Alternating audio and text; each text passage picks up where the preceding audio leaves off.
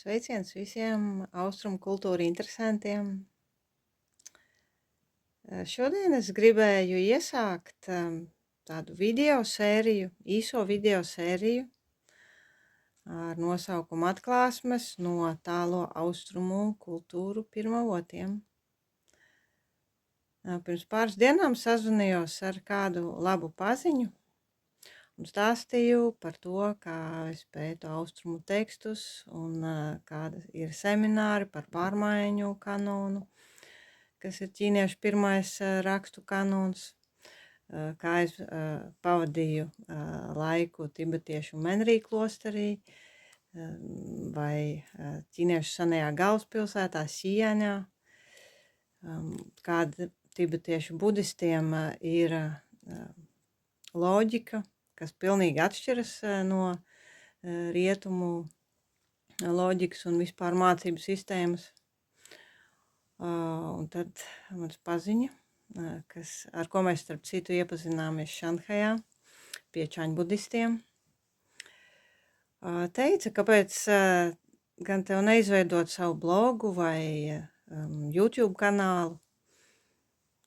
Tā daudz cilvēku varēs uzzināt kaut ko interesantu. Jo pirmkārt, latviešu valodā pieejama ļoti maz informācija no oriģināla avotiem. Otrakārt, pārsvarā tās varbūt ir garākas lekcijas vai ļoti specifiskas tēmas, par ko daudzi neinteresējas. Arī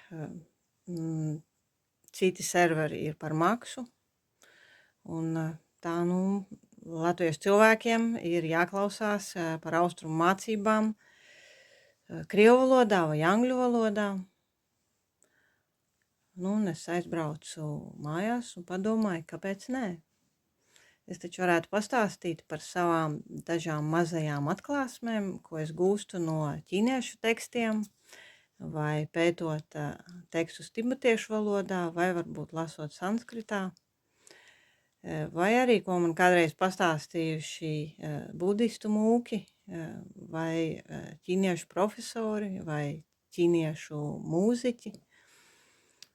Ir bijušas dažādas mazas atklāsmes no pirmavotiem, un es labprāt ar tām padalītos. Nezinu, kā sanāks, cik regulāri, bet ceru, ka varēšu jums kaut ko interesantu pastāstīt.